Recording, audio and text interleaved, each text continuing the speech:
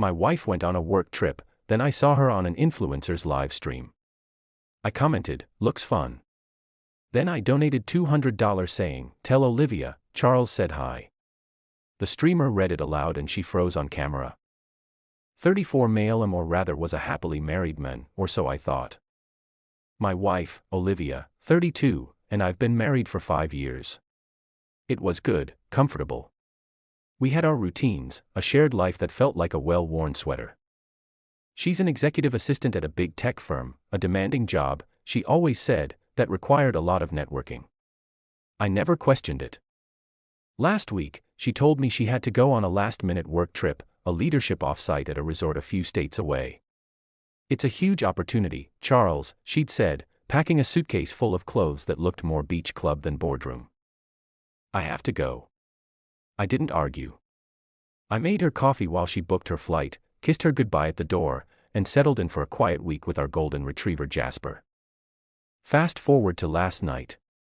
I'm scrolling through my phone half watching some sports recap when a notification pops up. An influencer Olivia had mentioned before, one of those guys with perfect teeth who documents his aspirational lifestyle is live. His name is Leo and his whole brand is being obnoxiously rich and carefree. On a whim, I click on it. The video is what you'd expect. A high-energy pan of a ridiculously lavish hotel suite, music thumping, people laughing. The camera swings past a balcony with a fire pit overlooking the ocean, and standing there, silhouetted against the flames is Olivia. My Olivia. She wasn't in a blazer, she was in a silk slip dress I'd never seen before. She was laughing, head thrown back, while Leo, the influencer, wrapped an arm around her waist and kissed her shoulder. She leaned into it completely at ease. My first reaction wasn't rage. It was clarity. The kind of sharp cold focus that makes the world go silent.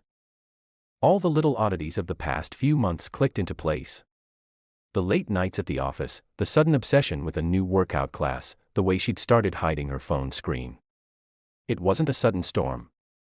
It was a slow leak I'd been politely ignoring. They were all gathered around Leo's phone, propped up on the bar. He was reading comments. My mind went quiet. I didn't feel hysterical. I felt like a scientist observing a fascinating, if disgusting new species of bacteria. I tapped on the comment box. My fingers were steady. "Looks fun." A few seconds passed, then I hit the support the streamer button. I selected a $200 donation, an amount just big enough to guarantee he'd read the message. My message. "Tell Olivia, Charles said hi." Leo saw the notification. His eyes widened. Whoa. Big spender alert. Thanks to Charles. $200, man. Thank you. And he has a message. He cleared his throat dramatically. The camera was on him, but Olivia was visible in the background smiling as she stirred her drink. Message says, Leo boomed. Tell Olivia Charles said hi. I watched. Her smile didn't just drop, it shattered. Her face went slack, the color draining from it. Her eyes darted around before landing squarely on the phone's camera. It felt like she was looking right at me. She froze. Leo, oblivious, chuckled. Oh. Looks like someone's in trouble. Olivia, you know a Charles? She didn't answer. Her friend stared. The live stream comments began to explode. My phone started ringing almost immediately. Her name on the screen. I let it go to voicemail, then a text. Charles, call me. It's not what it looks like. Oh, I think it is. I think it's exactly what it looks like. I turned off my phone. I already knew my first call in the morning would be to my lawyer. My second would be to a locksmith. As for money, I was fortunate. My inheritance, the bulk of my assets has always been in a separate trust account my father set up. Untouchable. Our joint account was for bills and groceries. The financial untangling would be messy, but not catastrophic for me. The fog of my marriage had lifted. Now, the work began. Update 1, it's been a week. A very, very long week. No melodrama here. Just cause and effect, complicated by the tedious reality of the civil justice system. Olivia came home 2 days after the live stream incident. The locks were, as planned, changed. The scratching of her key was satisfying, but I knew it was only a temporary barrier. Her furious call came seconds later. "Charles, what the hell? I'm locked out." "I know," I said calmly. "We need to talk through a lawyer. I'm not comfortable with you being in the house right now. You can't do this. I live here. This is insane." Then, as expected, she did exactly what a smart cornered person would do. She called the police to report an illegal lockout. 40 minutes later, 2 officers were on my doorstep. Olivia was on the lawn performing the role of the distraught, wronged wife. Leo was there, a few feet behind her, playing the part of the concerned, supportive friend. It was quite the production. I invited the officers inside. I was calm. I had a bottle of water in my hand. "She's my wife," I said simply. "I discovered a significant infidelity 2 days ago. I've retained counsel and have already filed for a legal separation. I changed the locks for my own peace of mind." The older officer sighed. It was clear he'd seen this drama 1,000 times. "Sir, I understand. But this is her legal residence until a judge says otherwise. You can't prevent her from entering the property." This was the first real test. I didn't argue. I didn't raise my voice. I just nodded. "I understand, officer. My lawyer advised me this might happen. In that case, I'd request your presence while she retrieves her essential belongings. I've already packed most of them." They're on the porch. Olivia, overhearing this, balked. "My belongings? I'm not leaving." The officer turned to her. "Ma'am, he's filed for separation. He's agreeing to let you in. This is a civil matter now. We're just here to keep the peace. I suggest you take what you need for the time being."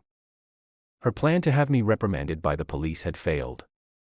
She was forced to pack a bag under the watchful eye of the law, her anger simmering. My victory wasn't in locking her out. It was in being the more reasonable, prepared party in the eyes of the authorities. I had already filed the paperwork. I had started the clock on the slow, unstoppable machine of the legal system. Now, for the other moves. The finances. I didn't touch the joint account. Instead, I rerouted my paycheck to my personal account and stopped all future transfers into it. The existing balance can be divided by the lawyers. This is the clean way. The car. The convertible is in my name, premarital property. I sent her a formal written request for its return via email, CCING my lawyer. When she ignored it, my lawyer sent a certified letter. This creates a paper trail. It's not as dramatic as reporting it stolen, but it's the foundation for a future court motion for its return. A motion that, given the paper trail, a judge will easily grant. The phone plan. This, I admit, was petty. I logged into our family plan. I didn't cut her off. I just turned off her international roaming and removed the top-tier data package. It was a small, childish act of reasserting control that gave me a flicker of satisfaction. She can use Wi-Fi or buy her own plan. It's not a strategic masterstroke. It was just for me. Their counter-move beyond the police call was to immediately start building their social media narrative. Leo and Olivia are posting about toxic partners, emotional immaturity, and the courage to leave a controlling relationship. They think the court of public opinion is where this will be won. They're wrong. It will be won in a quiet room with a judge who cares more about financial disclosures and legal filings than Instagram stories. Update 2. It's been 2 months. A slog of legal back and forth. The social situation has gotten messy just as you'd expect. First, the friends. It wasn't the clean break I imagined. Our mutuals fractured. A couple of them bought her story completely, sending me messages about how I was being cruel and controlling. A few others are awkwardly trying to stay neutral. But my real friends, the 3 people I've known for over a decade, saw the evidence and heard the quiet pain in my voice. They're my support system. The social fallout wasn't a total victory, but it revealed who was truly in my corner, which is its own kind of clarity. Now, the dog. Olivia started demanding visitation with Jasper. My lawyer's advice was simple. The dog is property in the eyes of the law. You have the adoption papers and the vet bills. Do not engage. So when she texted, I sent one simple reply. All communication needs to go through my lawyer. She posted a teary-eyed selfie about it, of course. It got her some sympathy from strangers online, but it did nothing to change the facts. And now the real move, the credit card. I knew a direct fraud claim to the bank was a dead end, so I didn't try. I paid the bill for her trip to protect my credit. But the statement, with its itemized charges for a luxury resort, room service, and a flight to a vacation spot on dates she was supposedly working, that statement became my primary weapon. Her company is a massive tech firm.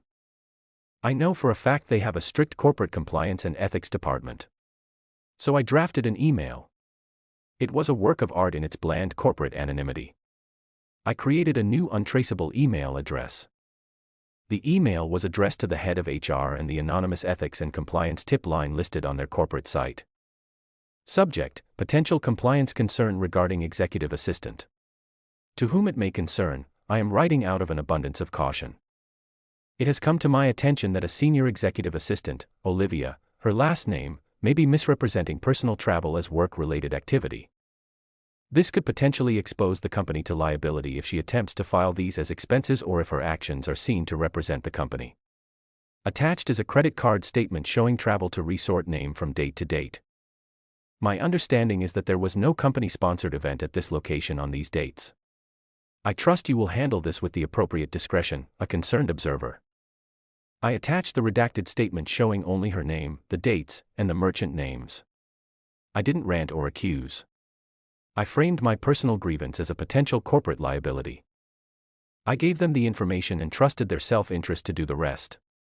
An HR department's primary loyalty is to the company, not its employees. I knew they couldn't ignore a documented risk, however small. This is the long game. It's not about immediate satisfaction. It's about planting a seed in a place they can't control and letting it grow.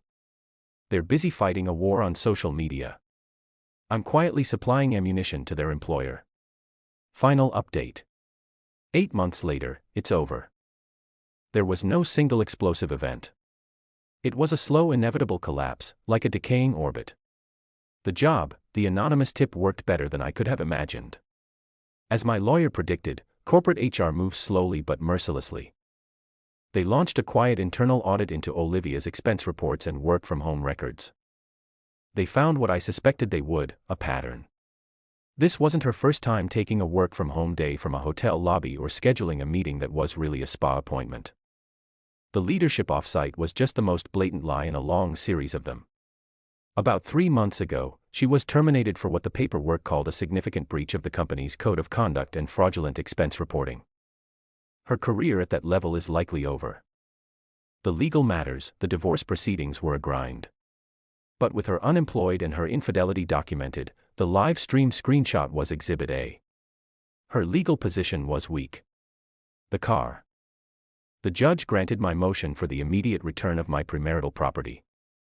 She had to arrange to have it delivered to my mechanic. The house. I was granted exclusive use of the residence. She had to be out by a specific date. The money. In the final settlement, I kept my inheritance, my house, and the car. We split the minimal funds in the joint account and the shared debt. Her request for alimony was denied due to the circumstances of her termination and the short duration of the marriage. The judgment for my small claims case for the trip expenses was rolled into the final decree. I won, not with a knockout punch, but with a suffocating, undeniable weight of evidence. The influencer. Leo's brand of aspirational living couldn't survive the collision with reality. The drama became public enough that his comment sections turned toxic. When Olivia lost her job, she could no longer bankroll their lifestyle.